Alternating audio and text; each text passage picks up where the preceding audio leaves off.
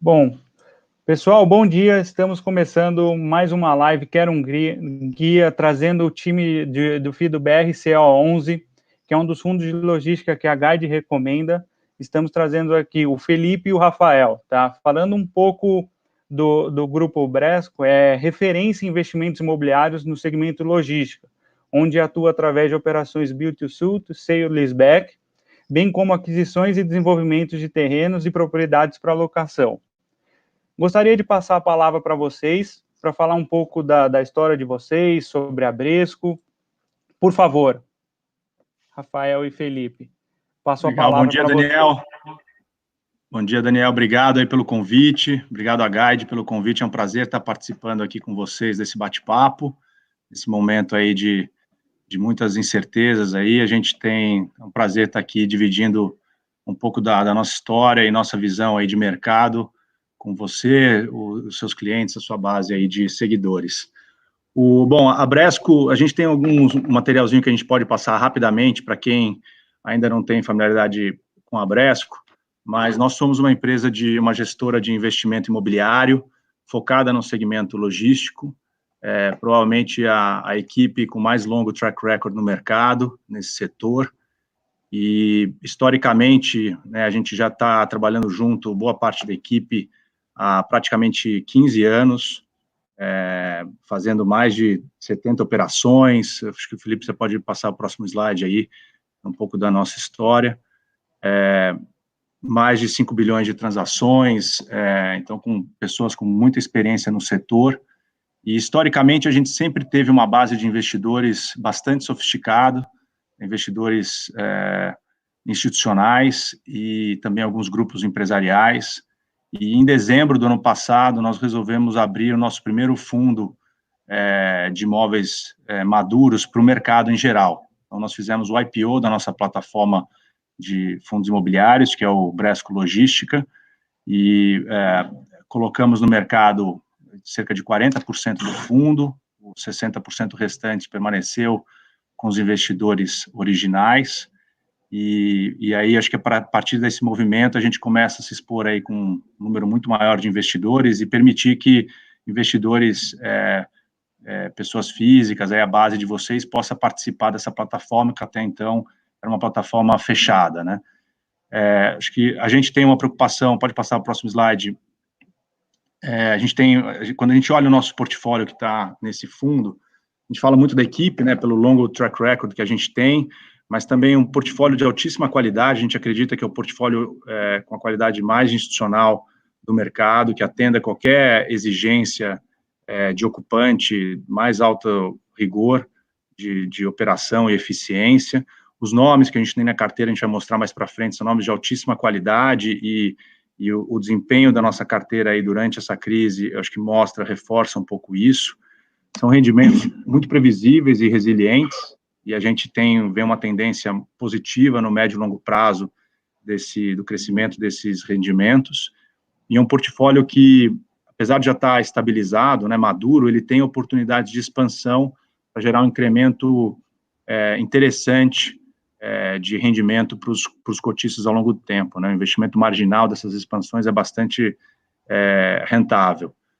E todas as locações do nosso portfólio, a gente olha muito no detalhe isso, estão enquadradas no que é preço praticado hoje no mercado. Isso é super importante, porque não só é importante o investidor entender, olhar os yields, mas entender também um yield em cima de qual preço de locação, né? E hoje nossos preços estão dentro dos intervalos de mercado, e a gente está num momento de mercado onde os preços estão bastante depreciados, né? A gente veio de uma crise econômica e um ciclo de baixa do mercado imobiliário, e nos próximos anos a gente acha que pode ter uma boa recuperação dos preços. Obviamente agora depende um pouco da velocidade, a velocidade para isso acontecer depende um pouco da recuperação econômica após essa pandemia, mas o vetor é positivo, né? E uma preocupação muito grande da nossa empresa, vindo ao mercado, tendo essa exposição para tantos cotistas, tanto com a governança, né, e a transparência em relação aos nossos dados, a perspectivas do nosso fundo, né? Vale ressaltar também que nós temos uma atitude socioambiental bastante diferenciada no setor, somos um membro fundador do Green Building Council no Brasil, o Carlos, que é o nosso CEO e fundador, ele é conselheiro hoje do Green Building, e nós somos a primeira empresa do setor a se tornar um B Corporation, que é um selo mundial que atesta nossas preocupações, né, e atitudes em relação a todos os stakeholders e comunidades ao entorno da nossa operação, mostra um pouco nossa preocupação com a questão socioambiental, não apenas com as questões econômicas.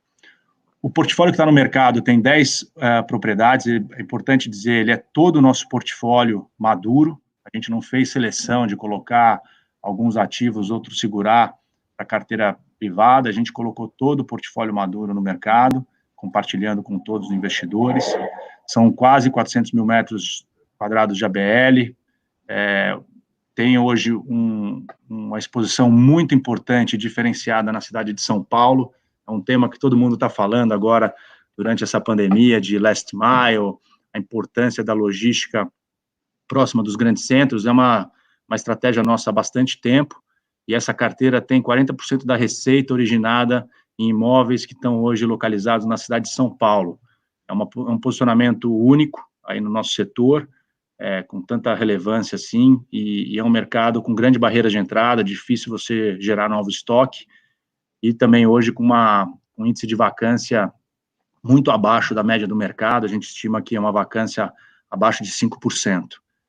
80% aproximadamente dos nossos contratos, eles são na modalidade não cancelável, então isso dá uma segurança adicional para o investidor, principalmente num momento como esse de crise, e os outros 20%, que é a modalidade típica, cancelável, a gente vai falar um pouquinho mais, estão expostos em duas propriedades especificamente, que estão com uma atividade de movimentação de carga bastante forte, tá?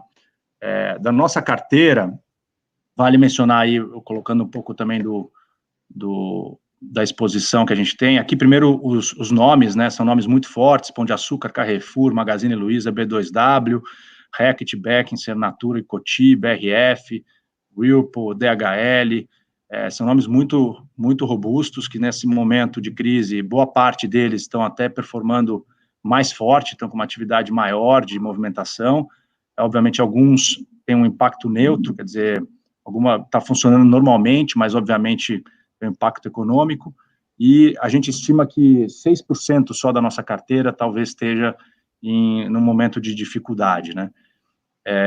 Vale reforçar a nossa exposição a varejo e e-commerce, em torno de 40%, e aqui quando a gente fala varejo, é varejo de alimentos, basicamente, então é um varejo que está se beneficiando na crise, é muito importante. E o perfil de crédito também da carteira, a gente vê por esse gráfico de classificação de risco, é fantástico. Quem tem rating global, a gente acaba, todos que têm rating global são investment grade na nossa carteira.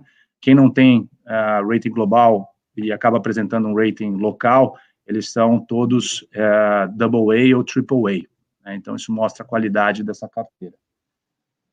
Acho que a gente pode passar um pouco adiante, Felipe, a gente tem alguns slides aqui sobre as nossas propriedades, então esse é um galpão na Marginal Tietê com Anhanguera, a gente acredita que é uma das principais esquinas logísticas do Brasil, é o CD do Pão de Açúcar, que eles fazem o Pão de Açúcar Delivery e abastecem as lojas do Minuto, né, do Pão de Açúcar Minuto e Extra Mini Mercado. Então, é totalmente last mile, está operando muito forte nessa crise, como vocês acompanham aí os dados do setor, e é uma operação não cancelável até 2022. Olha adiante.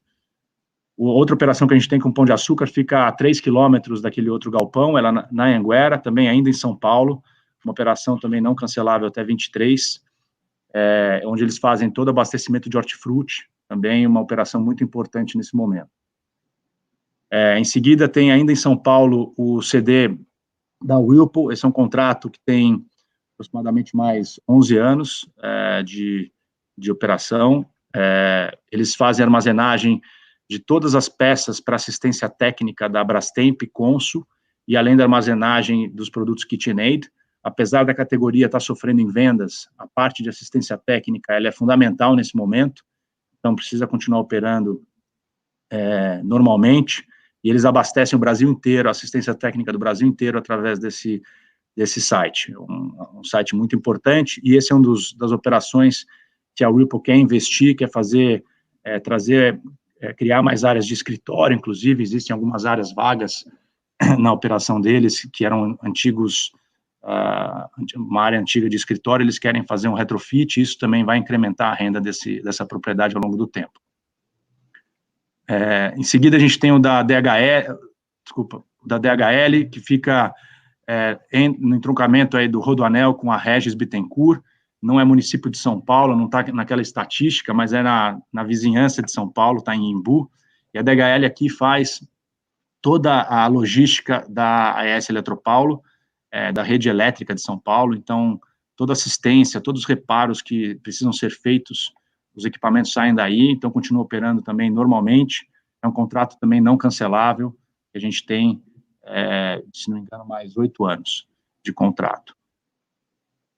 Aí, um CD da Natura, talvez um dos mais sofisticados que a gente tem no mercado, é um CD que, normalmente um CD de alta especificação tem 12 metros de pé direito, esse CD, na parte mais alta que vocês conseguem ver, ele tem 20 metros de pé direito, e ele é todo automatizado, toda movimentação de pallets e de caixas para seleção e expedição, ela é feita automatizada, permite com que um caminhão seja abastecido em 5 minutos, em até 5 minutos, então, uma operação muito sofisticada na Natura. Se eles fossem para um galpão normal que existe no mercado, AAA, eles precisariam mais de 2 vezes a área que eles ocupam aqui. Isso mostra o tamanho da eficiência, a importância dessa operação. É um contrato também de longo prazo, que a gente tem com eles, e tem oportunidade de expansão nessa área verde à esquerda do galpão. Vizinho a esse galpão tem o da Reckitt e Binardi. Esse é um galpão onde os 2 contratos são contratos típicos. É importante mencionar que, durante a crise, a movimentação aumentou muito da operação nesse galpão. Em abril, a movimentação média diária de caminhões foi mais de 170% acima do que ele vinha operando antes da crise. Então, mostra, quer dizer, como é que clientes como a Reckitt têm desempenhado nessa crise e reforça a qualidade da nossa exposição, mesmo em contratos típicos nesse momento. O outro imóvel que tem contratos de locação típico é o imóvel de Contagem. Contagem é uma região metropolitana de Belo Horizonte, ele atende tanto ao last mile de Belo Horizonte, quanto também abastecimento do interior do Brasil. Hoje, os principais inquilinos nesse imóvel são Carrefour, Magazine Luiza, B2W e Coty. É um imóvel também que está com a movimentação de carga mais de 75% acima do que era normal antes da crise, então, uma forte operação desses inquilinos. Então, reforça também como a gente está bem exposto aí nesse imóvel, e tem uma oportunidade de expansão importante aí, a gente imagina retomar assim que esse nível de incerteza e a retomada da economia começar a se mostrar. A gente tem 2 imóveis em regiões secundárias, aqui que não são last miles, um é o CD com a FM em Resende, eles operam a logística da Nissan, que tem uma fábrica vizinha a esse galpão. Essa é uma das operações que está sofrendo, obviamente, na crise, por conta do setor automotivo, e a gente tem um outro galpão com eles também, em Canoas, que opera principalmente empresas de consumo, e está operando normalmente, apesar de ter uma economia bem mais fraca, então, é um efeito neutro, diria, nesse momento, e de atenção. E, por último, o CD da BRF é um contrato de longo prazo, tem mais praticamente 13 anos de contrato, não cancelável, é o CD mais sofisticado que a BRF tem, a gente entregou no final do ano passado, todo frigorificado e refrigerado, cross-docking, ele fica em Londrina, e esse galpão, ele acabou ganhando recentemente o prêmio do piso mais plano feito na história, por uma empresa internacional. Acho que mostra a nossa qualidade, excelência em construção de propriedades de alta especificação, né? Então, também uma propriedade importante, a BRF vai muito bem aí nesse momento. Falando sobre o Covid, né, sobre a crise, nossas preocupações e como é que a gente tem abordado esse momento. Primeiro, obviamente, com segurança e bem-estar dos colaboradores, diretos e indiretos. Todos os colaboradores diretos foram para home office desde o início de março, e os colaboradores que estão em campo, indiretos, que precisam continuar operando de certa forma para manter a operação dos nossos empreendimentos, acabaram adotando um protocolo de segurança muito mais restrito, uma preocupação enorme com higiene, com movimentação de pessoas, espaçamento nos refeitórios e tudo mais. A gente tem sido bastante cauteloso em relação a isso. E a gente também tem feito uma campanha importante de distribuição de cestas básicas nesses principais condomínios que a gente tem. Acho que é uma forma de reconhecer e ajudar esses funcionários que estão trabalhando e, eventualmente, suas famílias sejam impactadas aí por essa crise. Em alguns casos também não afeta tanto o nosso portfólio, mas a gente tem, em outros casos, algumas operações, por exemplo, um hotel e um centro comercial, num complexo logístico que a gente tem em Viracopos, onde eles estão fechados nesse momento, e a gente também acabou estendendo essa iniciativa social para os funcionários dos nossos inquilinos, né? A segunda preocupação importante é a preservação do caixa e liquidez futura. No nosso fundo logística, a gente tem terminamos o trimestre com 29 milhões em caixa, hoje em torno de 22 milhões, depois das distribuições, e é um caixa que está reservado para fazer expansões, que nesse momento estão suspensas, né, temporariamente.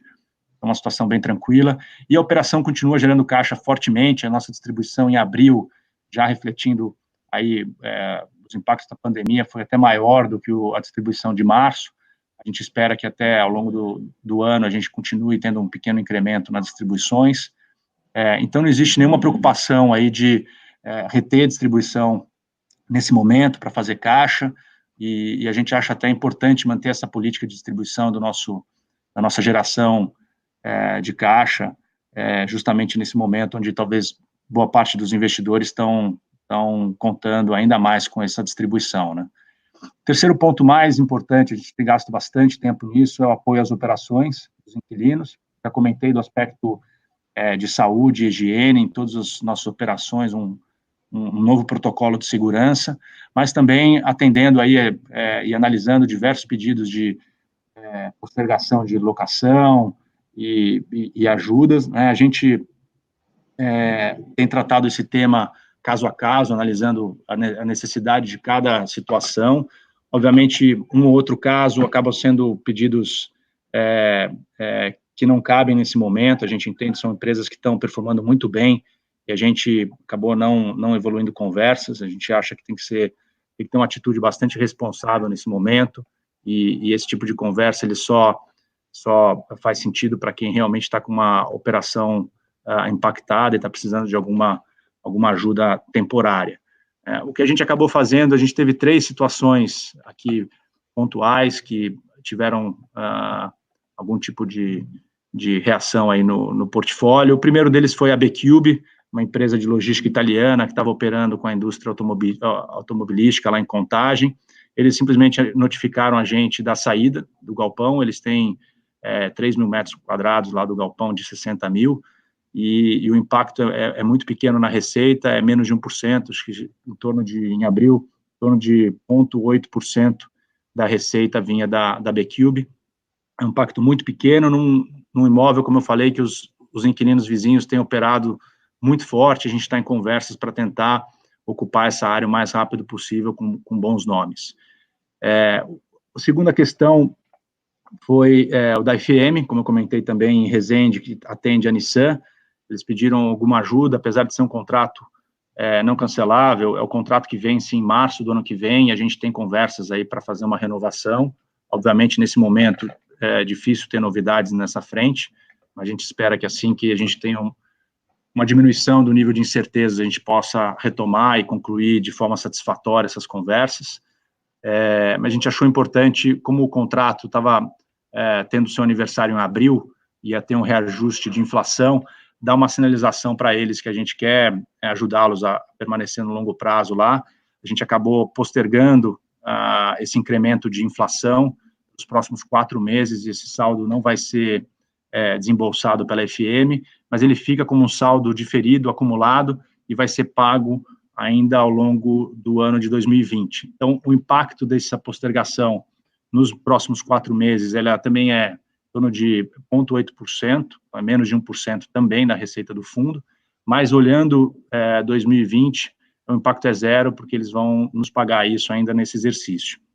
E a terceira situação que a gente teve foi com a Binard, que ocupa o nosso galpão de Itupeva, uma operação que está indo normalmente, eles têm uma sazonalidade na operação, vendem papel e materiais escolares, né, aqui no Brasil, onde a venda ela acontece no final do ano e começo do ano, aconteceu normalmente, e fazem também vendas para o hemisfério norte, onde a venda é justamente agora no meio do ano, e esse é um ponto de interrogação, se realmente o mercado vai estar se retomando a tempo para eles pegarem esse ciclo de vendas, né? Então, um pouco pedindo ajuda para a gente, o que a gente acabou fazendo nesse caso, sem impacto nenhum na receita do fundo e do contrato de locação, a gente tinha uma garantia nesse contrato, que era um depósito calção, a gente substituiu a garantia temporariamente por um aval, uma fiança dos sócios da empresa, até março do ano que vem, onde eles provavelmente já vão passar pelo ciclo de vendas no Brasil novamente, e fazendo isso, a gente liberou o calção, e a gente vai usar o calção para reduzir o desembolso deles nos próximos 6 meses, né, de forma que eles tenham uma economia, e o contrato de locação não perde a sua receita programada, então não afeta o fundo. Então, eu diria que, resumindo, o impacto do Covid até esse momento no fundo, ele olhando 2020 como um todo, quer dizer, nesse momento, nos próximos 4 meses, ele é de 1,6% da receita do fundo, no máximo, isso se a gente não tiver notícias positivas. Olhando 2020 como um todo, ele é no máximo de 0,8% da receita do fundo, isso se a gente não tiver uma alocação ao longo dos próximos meses. Então, acho que é um impacto bem restrito, e a gente está bastante satisfeito com o desempenho do fundo até o momento. E, por último, reforçar que, diferentemente da maioria dos fundos imobiliários, a gente tem uma base boa de cotistas, pessoas físicas, mas também uma base muito importante de investidores institucionais que passaram a participar no fundo a partir do IPO, e são investidores que têm demonstrado apetite para continuar investindo mesmo nesse momento, dada a confiança que eles têm no gestor e na qualidade do nosso portfólio, e isso permite com que a gente, mesmo no momento de mercado de capitais paralisado, possa analisar oportunidades de sale-leaseback e aquisição de imóveis maduros. A gente está bastante atento a oportunidades, obviamente, num nível de cautela redobrado, né, uma preocupação muito grande, não só com a qualidade, perfil de crédito dos seus inquilinos, mas também com uma cautela em termos de precificação dessas oportunidades. E aí, por último, mostrando um pouco como é que o mercado tem lido aí a nossa gestão no meio da crise. A gente, obviamente, sofreu, como todo o mercado de fundos imobiliários acabou sofrendo, acho que foi um movimento quase que manada, generalizado no início da crise, né, tivemos um desempenho, uma queda, boa parte dessa movimentação de queda aí que aconteceu em março, ela veio de pessoas físicas, né, nossa base institucional continuou bastante firme, a gente está com a exposição muito semelhante ao que a gente tinha desde o IPO, teve um incremento desses investidores institucionais por uma boa parte desse período, e posteriormente a gente teve uma recuperação, acho que o mercado começou a perceber que existia uma diferença grande no nosso portfólio para o resto do mercado, e que a perspectiva do setor logístico é muito mais positiva, né, acho que vale mencionar que o nosso setor é o setor menos impactado durante essa crise, dos demais setores imobiliários, e certamente é o que mais vai se beneficiar no médio e longo prazo, né.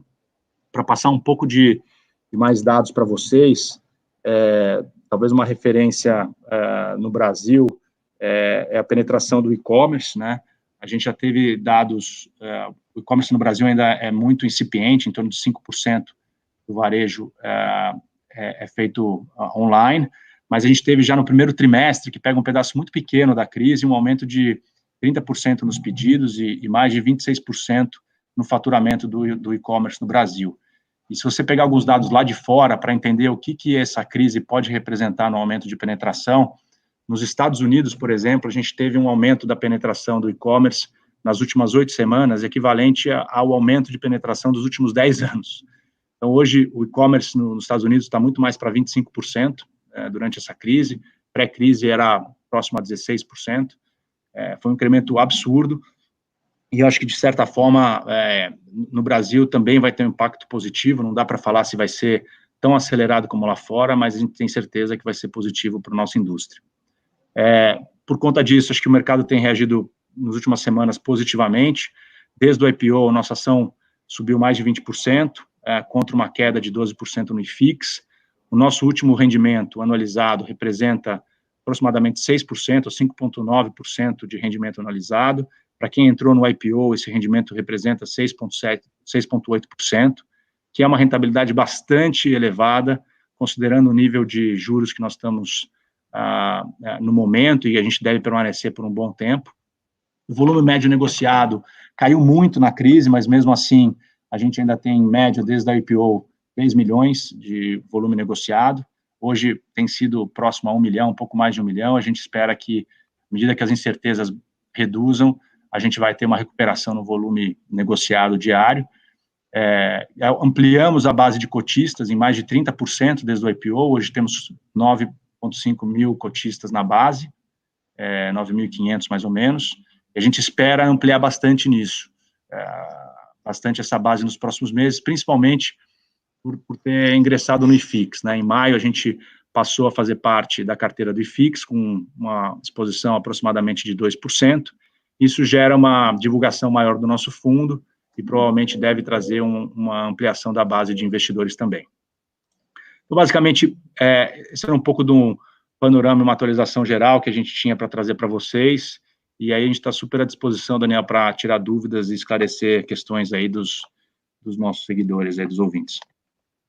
Boa, Rafael, muito obrigado pela explicação, tá? Foi muito bem claro, trouxe um panorama tanto do setor como do fundo também, né? E por isso que o fundo está trazendo bons resultados desde o IPO, né? Hoje a cota do fundo já está subindo mais de 3%, já está quase batendo 122%, então isso também vai aumentar ainda mais a liquidez cada vez mais, né? Falando um pouco, agora abrindo um pouco sobre as perguntas aqui, né? Você já conseguiu abranger quase todas aqui, mas você falou que aproximadamente, né, 80% dos contratos são atípicos e 20% são típicos no fundo, né? A gente recebe bastante perguntas sobre essa diferença, né? Qual que é a diferença de contratos atípicos, típicos, vantagens e desvantagens? Vocês poderiam falar um pouco sobre essa diferença dos contratos, principalmente para quem está nos ouvindo, quem está entrando agora no mercado? Por favor. Claro. Normalmente a gente chama de contratos atípicos, são contratos que têm uma característica de não ser cancelado.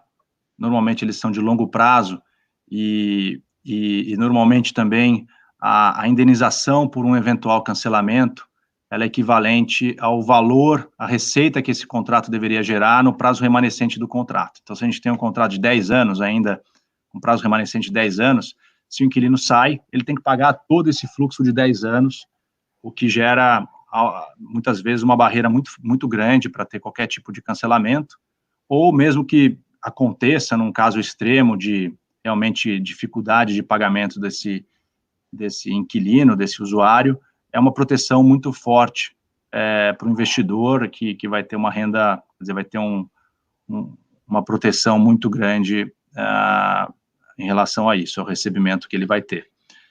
Então, essa é a principal característica. Em relação a quão bom é isso nesse momento, é o que eu comentei, né? A principal preocupação que a gente deve ter é ter uma carteira saudável.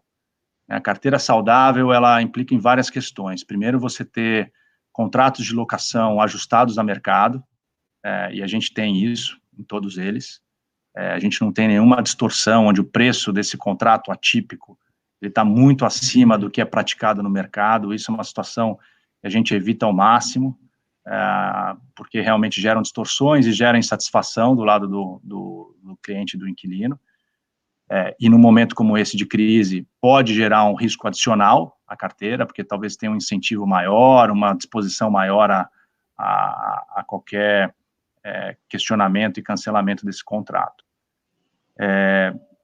A segunda questão é perfil de crédito dos inquilinos. Então, se você tem uma base de inquilinos sólida, esses contratos são muito bons, porque você dificilmente o seu inquilino, mesmo que tenha alguma mudança na operação e necessite sair desse imóvel, é um crédito que ele provavelmente tem condições de honrar.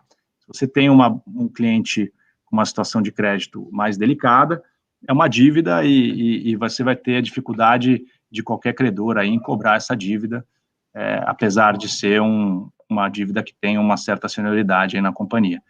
Mas acho que tratam desses dois fatores.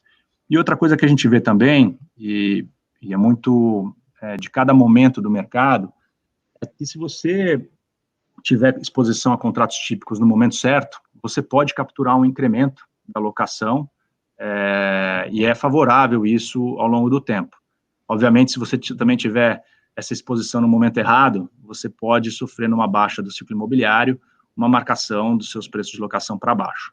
Então, por isso que, taticamente, a gente, nos primeiros anos de construção desse portfólio, focou exclusivamente em contratos de longo prazo, onde fossem contratos que fossem passar e sobreviver à crise econômica e imobiliária que a gente previa que ocorresse, que acabou acontecendo aí no período de 2015 até ano passado. A gente passou muito bem por essa crise, e a partir do momento que a gente sentiu que estava no bottom, no momento mais baixo dos preços de mercado, a gente começou a se expor em contratos típicos, nesse imóvel de Itupeva e no de Contagem, sabendo que ao longo do tempo, à medida que o ciclo tenha uma recuperação, os preços se recuperem, a gente vai também capturar isso nos nossos contratos de locação e gerar uma rentabilidade diferenciada para os nossos investidores. Pô, legal, muito obrigado pela explicação. Falando agora um pouco da estratégia do fundo, né, você já comentou anteriormente, mas se você poderia comentar, o que vocês estavam tendo de estratégia antes da crise e o que mudou agora depois da crise, e o que vocês estão fazendo e já estão pensando pós-Covid? O que vocês estão vendo sobre isso?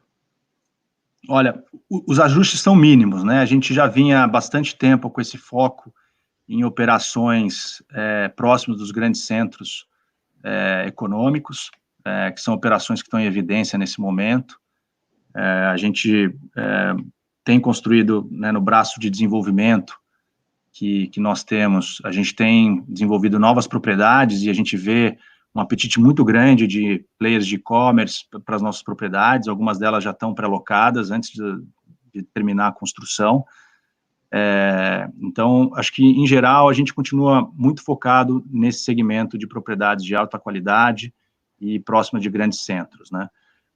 O que tem são pequenos ajustes. Obviamente que, no momento onde a gente viu uma eventual retomada da economia no Brasil, e obviamente, sofisticação da malha logística em diversos setores, existia também uma demanda um pouco mais dispersa, não só nos grandes centros e grandes eixos, a gente está muito focado em São Paulo, como a gente falou, mas em outras regiões também, e a gente começava a olhar para algumas outras regiões, tentando se posicionar em regiões que também têm uma atividade econômica forte, mas uma carência em ofertas de imóveis de qualidade.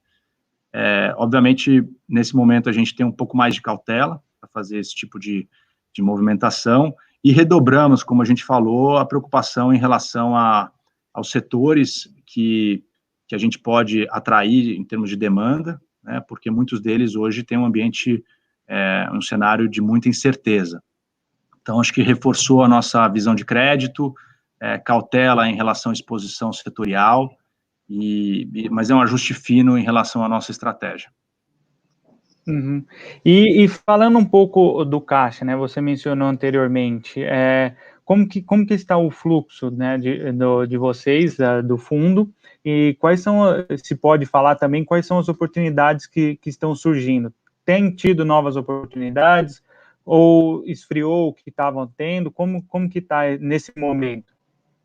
Perfeito. Olha, do ponto de vista de fluxo, né, de geração, a gente, no primeiro trimestre, praticamente distribuiu em torno de 7 milhões por mês. A gente continua nesse patamar, agora aumentando um pouquinho em abril, e esperamos que a gente tenha também notícias positivas nos próximos meses, mas acho que esse patamar, ele permanece, né, se a gente não tiver nenhuma mudança no cenário. Já comentei para vocês o impacto que a gente teve na carteira até o momento, e isso deve se manter se não tivermos novidades, né. Obviamente, para fazer novas aquisições, a gente vai ter que contar com novas emissões, né, e aí por isso que eu comentei, apesar do mercado de capitais estar fechado nesse momento para grandes emissões 400, a gente tem uma base de investidores que, mesmo nesse momento de crise, tem apetite para injetar capital na operação e suportar o crescimento. Então, se a gente encontrar uma oportunidade, a gente provavelmente deveria ancorar com esses investidores, dando direito de preferência para todos os demais investidores participarem da oferta também, e a prospecção continua firme e forte. Em alguns casos, como eu comentei, a gente está sendo um pouco mais cauteloso, alguns imóveis prontos com inquilinos que estão expostos a setores que ainda têm um nível de incerteza muito grande, e a gente tem que tomar um cuidado extra, né, o mandato desse fundo é ter propriedades gerando renda, então a gente não quer trazer nada para a carteira e ter um risco de sofrer uma vacância relevante por conta de uma deterioração do cenário econômico. Então isso gera uma cautela adicional, mas a gente entende que tem boas oportunidades, estamos cada vez mais empenhados aí, talvez um nível de cautela redobrado nesse momento, mas olhando para bons negócios aí, tentando trazer boas oportunidades para o fundo.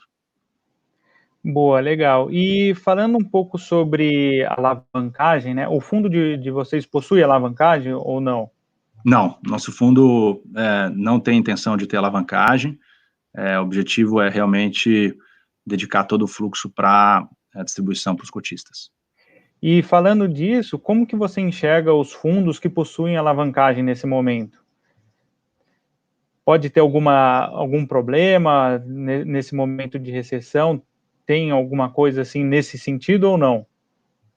Olha, a alavancagem, ela tem os seus dois lados, né? Ela em alguns casos, ela é bastante accretive para o retorno do equity, né? Mas num momento como esse de destruição, talvez, ou de queda de valor, ou redução do fluxo, né? Se alguém tiver alavancado e tiver uma redução do fluxo, isso implica em destruição do equity na mesma proporção, até de forma mais intensa. Então, ela adiciona risco para a operação, é inevitável, tem que tomar muito cuidado nesse tipo de situação, mas, como eu falei, não é o nosso caso, e quem tem uma alavancagem no portfólio, certamente tem um risco implícito muito maior, e se tiver algum impacto na capacidade de geração de caixa, vai ter que sentar para negociar com os credores, ou então vai ter que fazer um aporte para poder honrar com essas obrigações.